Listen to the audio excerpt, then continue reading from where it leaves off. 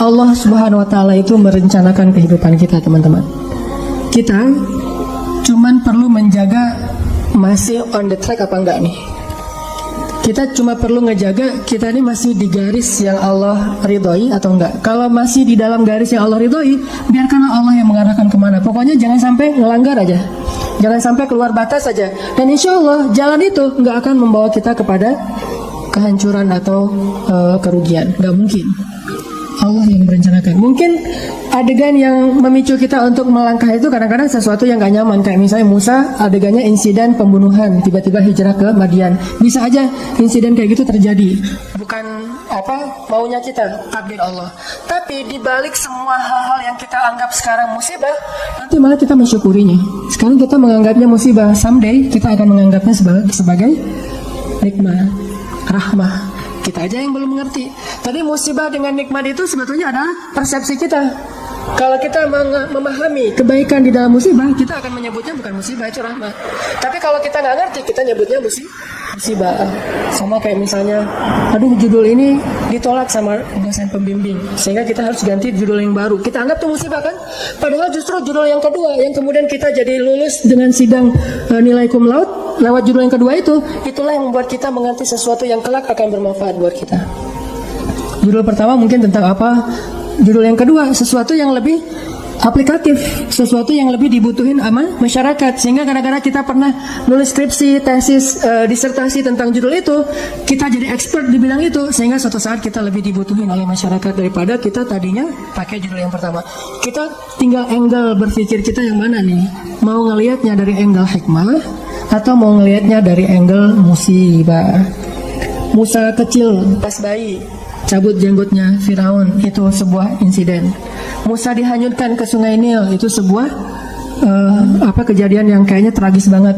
Terus Musa ngebunuh orang, terus Musa kehausan di tengah-tengah padang pasir, ketemu cewek terus ngasih minuman ternaknya tapi nggak dibayar. Semua ini rencana Allah yang kita nggak ngerti sekarang, tapi someday ketika kita udah ngelihat hasilnya, kita akan mengatakan, Masya Allah, Allah Maha Besar yang mengatur hidup saya sampai menjadi seperti sekarang ini. Makanya saya pernah cerita, mungkin teman-teman ada yang nonton di YouTube. Dulu ketika di Mesir, pulang dari Mesir tuh, saya ikut istri ke Bandung. Istri saya ngajar di Bandung, akhirnya kita ke Bandung. Saya nggak senang waktu itu, belum dapat hidayah ya, nggak senang ngajar di kampus, nggak senang ngajar di pondok pesantren. Tapi karena terpaksa, nggak ada kerjaan, saya ngelamar-lamar gitu ke pondok-pondok pesantren. Semua nolak. Alasannya sama, lebih banyak guru daripada murid. Ya udah deh, nggak apa-apa. Karena nggak ada yang nerima, saya pikir, kok saya pulang-pulang jauh-jauh dari Kairo tapi nggak punya kerjaan ya, kayak malas gitu. Malah ngelamar jadi kuli aja nggak diterima. Soalnya kuli itu yang dilihat keahlian dan otot kan. Saya punyanya ijazah LC, nggak nyambung dengan perkuliahan gitu. Akhirnya nggak punya kerjaan, saya nerjemahin buku. Udah capek-capek nerjemahin buku, pas dikasih ke penerbit, katanya buku itu udah terbit, terjemahin sama orang lain. Saya salah milih judul. Akhirnya nulis buku sendiri yang belum diterbitin orang. Walaupun kalau bahasa Sunda mah capruk, nggak jelas ngomong apa gitu. Pokoknya nulis aja. Nulis, udah selesai nulis, dikasih ke penerbit, nggak ada yang mau nerbitin karena nggak layak katanya. Kan ini adegan-adegan yang awalnya kita anggap sebagai kesulitan, musibah kan? Karena nggak mau diterbitin sama penerbit, akhirnya saya kepikiran lagi, ya udah kenapa nggak diterbitin sendiri aja? Diterbitin sendiri. Alhamdulillah minjem uang dari teman 30 juta, dan dia Allah takdirkan dilembutkan hatinya, mau aja. Padahal nggak kenal amat, baru kenal juga beberapa bulan. Mungkin ngeliat muka saya tuh muka melas gitu ya. Jadi saya pinjam dong 30 juta. Oh iya, udah ambil aja, 30 juta. Dia punya percetakan, sampai sekarang jadi teman baik. Dia yang punya percetakan, udah nggak apa-apa Ustaz, cetak aja, ntar bayarnya waktu terserah Ustaz. Dikasih waktu 6 bulan.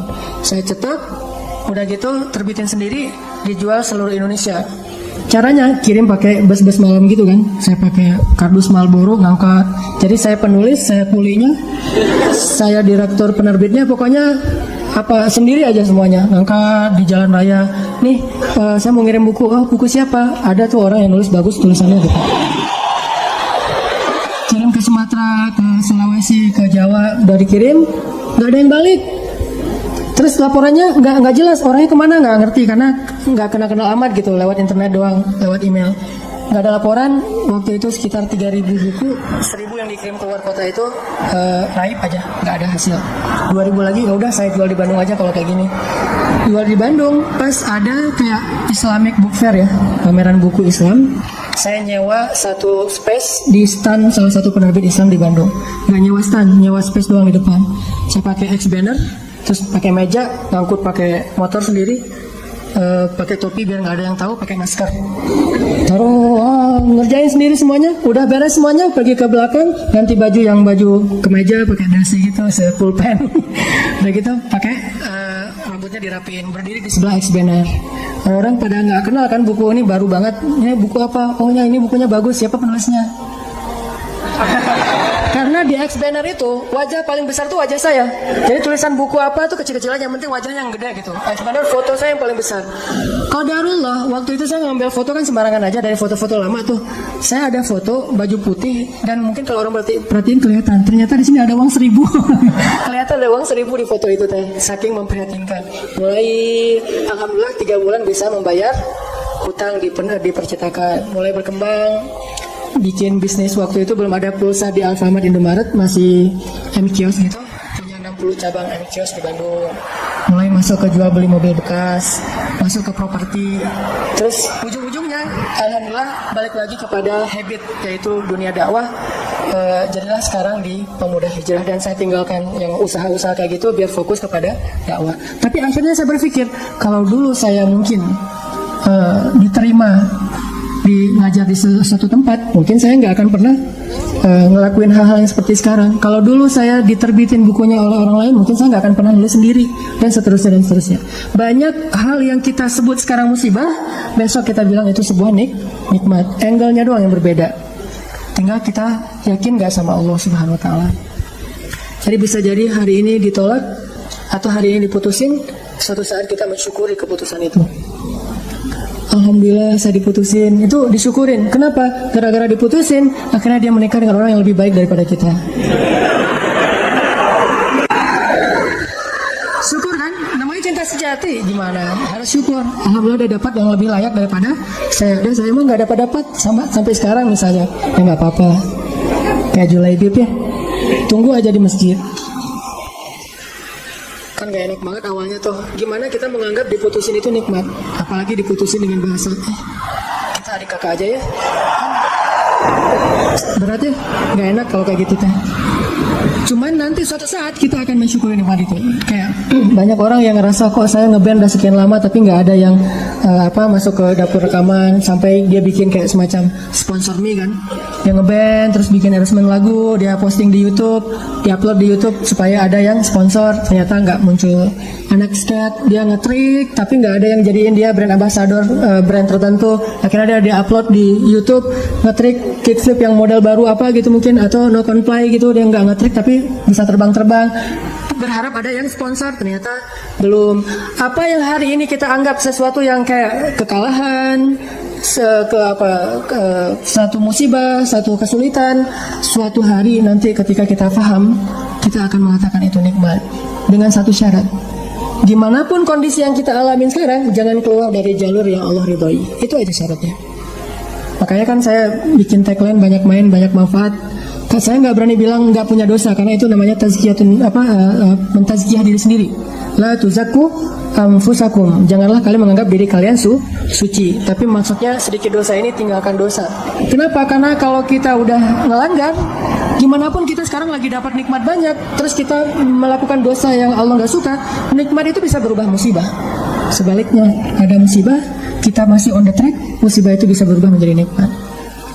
Syarat yang Allah minta dari kita cuma satu itu, jangan melanggar, jangan bikin dosa, jangan ngecewain Allah Subhanahu Wa Taala. Itu doang.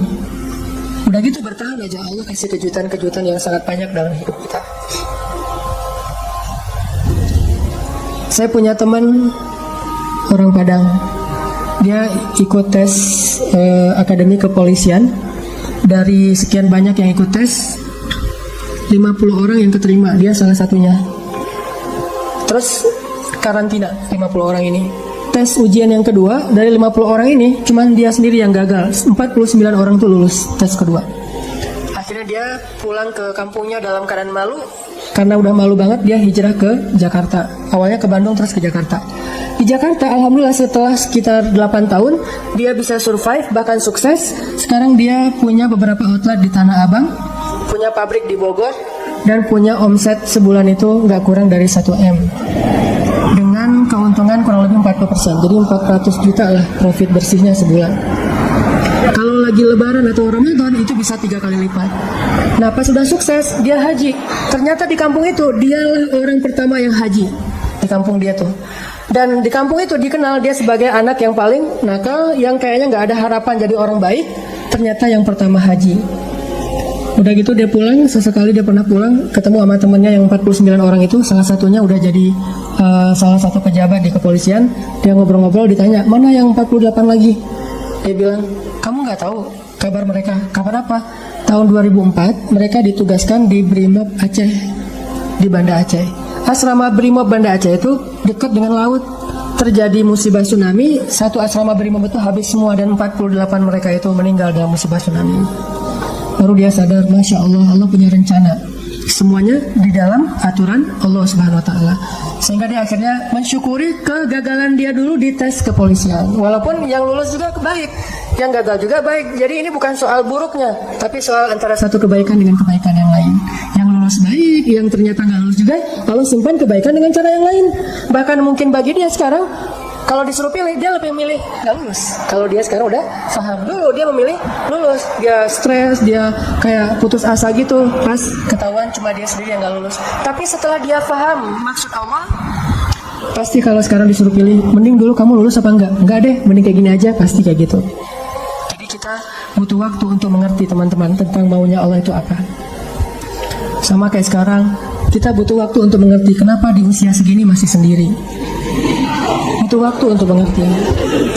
Mungkin Allah emang lagi mempersiapkan calon imam kita yang ideal banget. Nah untuk mendapatkan seseorang yang ideal itu kan butuh waktu. Kalau yang apa adanya kan, yang apa diobral gitu kan gampang. Tapi ini karena terlalu istimewa kayak permata, mutiara, itu benar-benar dibentuk saking istimewanya, butuh waktu yang lama. Sama kayak kita beli kendaraan. Kalau yang warnanya pasaran kan langsung ready stock ya. Tapi kalau yang warnanya paling unik sendiri kan inden kan. Sampai mau beli satu kendaraan aja indennya bisa 2 bulan. Kenapa? Warna ini jarang Pak, istimewa, sehingga harus inden. Kalau yang ready stock banyak tuh warna standar aja. Begitu juga dengan jodoh. Ada jodoh ready stock, ada jodoh inden. Nah yang inden ini biasanya istimewa. Itu salah satu hikmahnya. Siapa tahu emang dia inden karena lagi mengkhatamkan Al-Quran. Dia berazam, ya Allah saya gak pengen nikah dulu sebelum khatam juz 30. Nggak harus 30 juz kan? Sebelum khatam juz 30. Berapa lama? 15 tahun. Ya mungkin dia pengen hafal juz 30 juz, mungkin dia pengen hafal 100 hadis, mungkin dia pengen mapan dulu supaya bisa benar-benar membahagiakan dan menafkahi keluarga besar, bukan cuma istrinya tapi juga mertua dan segala macam. Kita emang akan dikasih oleh Allah pasangan yang istimewa, makanya inden. Sehingga kita bersabar, mudah-mudahan ada kebaikan. La'allahu khair wa ma indallahi khair. Mudah-mudahan di sini ada kebaikan, apa yang ada di sisi Allah lebih baik. Terus berhusnuzon. Ketemu-ketemu, ternyata emang benar, wajar kalau kita inden, istimewa banget. Akhlaknya itu luar biasa. Itu yang dialami oleh Khadijah. Nikah, meninggal. Nikah lagi, meninggal lagi suaminya. Kenapa meninggal? Karena Allah lagi mempersiapkan seseorang yang mungkin pas suaminya meninggal, Nabi Muhammad masih kecil. Tapi Khadijah disuruh punya keluarga dulu biar ada yang ngedampingin dia, terjauh dari fitnah. Cuman gak boleh lama-lama, harus pergi karena mau digantiin oleh orang yang lebih istimewa, yaitu Muhammad SAW. Mungkin bagi Khadijah ketika suami pertamanya meninggal itu musibah, nikah lagi. Suami kedua meninggal, lebih musibah lagi. Udah gitu sendiri, sekian lama baru ketemu dengan orang yang paling istimewa. Gak ada manusia yang lebih istimewa daripada suaminya Khadijah, yaitu Rasulullah SAW. Allah punya rencana. Awalnya Khadijah menangis, yang kedua Khadijah menangis, tetapi setelah dia paham rahasia yang ketiga, mungkin dia akan mengatakan bahwa inilah yang terbaik untuk saya. Kalau saya tahu ini dari dulu, maka saya akan tahu bahwa Allah itu maha baik kepada saya. Ini artinya Allah punya rencana. Kurang baik apa suami kayak Rasulullah? Ya, mungkin kita yang berada di sebelah kanan ini lagi disiapin sama Allah untuk belajar akhlak dari Rasul, supaya nanti kalau ketemu yang di sebelah satu lagi, insya Allah kita benar-benar bisa membahagiakan dia seperti Rasul membahagiakan Khadijah atau Aisyah.